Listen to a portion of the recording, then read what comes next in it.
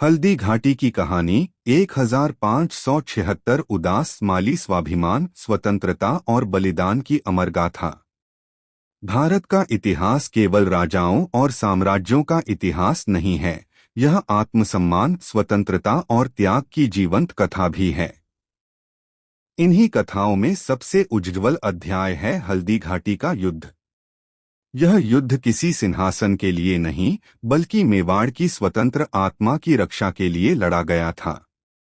यह ऐतिहासिक संघर्ष 1576 में राजस्थान के राजसमंद क्षेत्र में स्थित हल्दी घाटी में हुआ। एक ओर थे मेवाड़ के महाराज महाराणा प्रताप और दूसरी ओर मुगल सम्राट अकबर की ओर से सेनापति मान सिंह। मेवाड़ की परंपरा और स्वतंत्रता की।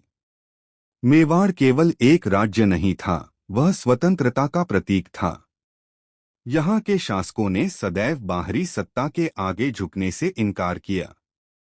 राणा सांगा और उदय सिंह जैसे वीरों की परंपरा को महाराणा प्रताप ने आगे बढ़ाया। जब अकबर ने भारत के अधिकांश हिस्सों को अपने अधीन कर लिया, तब उसने राजपूतों के साथ संधि, वैवाहिक संबंध और सम्मानजनक पद देकर उन्हें अपने साम्राज्य में शामिल किया। आमेर, जोधपुर और बीकानेर जैसे कई राज्य मुगलों से जुड़ गए, पर मेवाड़ ने यह स्वीकार नहीं किया।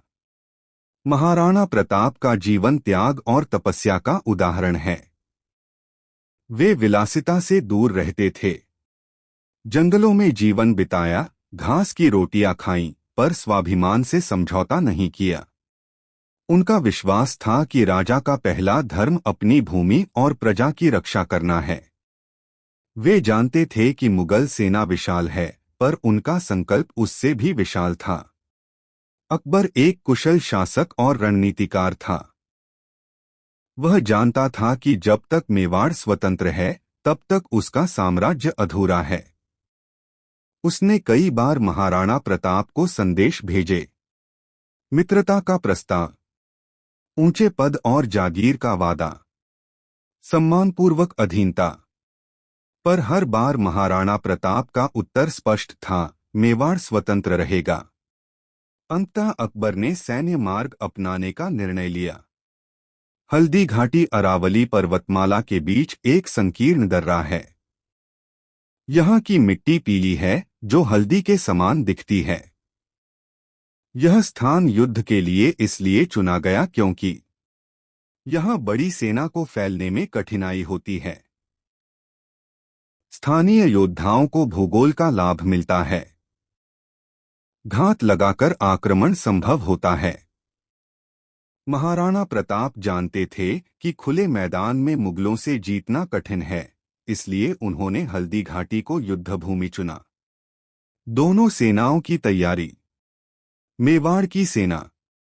मेवाड़ की सेना संख्या में कम थी, पर साहस में अतुलनीय। राजपूत सरदार, भील धनुर्धर, सीमित संसाधन, लक्ष्य स्वतंत्रता की रक्षा। मुगल सेना। मुगल सेना विशाल और सुसज्जित थी। अनुभवी सैनिक, घुड़सवार और हाथी, पर्याप्त हथियार और रसद। लक्ष्य मेवाड़ पर अधिकार। युद्ध का दिन 18 जून 1576। 18 जून की सुबह थी।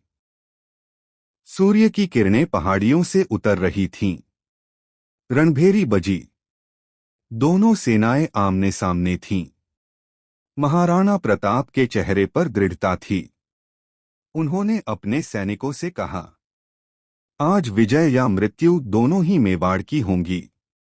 युद्ध आरंभ हुआ। तलवारें टकराईं, भाले चमके, बाणों की वर्षा होने लगी। महाराणा प्रताप अपने प्रिय अश्व चेतक पर सवार थे। चेतक केवल घोड़ा नहीं, उनका साथी था। कहा जाता है कि चेतक ने मुगल सेनापति की ओर छलांग लगाई। युद्ध के दौरान चेतक गंभीर रूप से घायल हुआ, फिर भी वह अपने स्वामी को रणभूमि से सुरक्षित ले गया। युद्ध कई घंटों तक चला। दोनों ओर से भारी क्षति हुई। राजपूत वीर एक एक कर वीरगति को प्राप्त हुए। भील योद्धाओं ने पहाड़ियों से सटीक प्रहार किए। कुछ समय के लिए मुगल सेना में अफरा तफरी मच गई, परंतु संख्या और संसाधनों का दबाव बढ़ता गया। युद्ध का कठिन मोड़। जब स्थिति अत्यंत गंभीर हो गई, तब सरदारों ने महाराणा प्रताप से पीछे हटने का आग्रह किया। उनका तर्क था, यदि महाराणा जीवित रहेंगे तो संघर्ष जारी रहेगा। महाराणा प्रताप ने भारी मन से यह निर्णय स्वीकार किया। पीछे हटते समय एक गहरी खाई आई। चेतक स्वयं घायल था, फिर भी उसने अंतिम शक्ति लगाकर छलांग लगाई और महाराणा को सुरक्षित पहुंचा दिया। इसके बाद चेतक धरती पर गिर पड़ा। यह बलिदान इतिहास में निष्ठा और वीरता का प्रतीक बन गया। हल्दी घाटी का युद्ध किसी एक की निर्णायक विजय नहीं था। मुगल सेना मैदान में रही। महाराणा प्रताप न पराजित हुए, न बंदी बने। मेवाड़ की स्वतंत्र चेतना जीवित रही। हल्दी घाटी के बाद, युद्ध के बाद महाराणा प्रताप ने हार नहीं मानी। उन्होंने गुरिल्ला युद्ध की नीति अपनाई। जंगलों और पहाड़ियों से आक्रमण, कई किले पुनः प्राप्त, अंततः मेवाड़ का बड़ा भाग स्वतंत्र।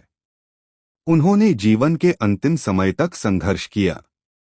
इतिहासकार मानते हैं कि सैन्य दृष्टि से भले निर्णायक न हो, पर नैतिक और सांस्कृतिक दृष्टि से महान विजय थी।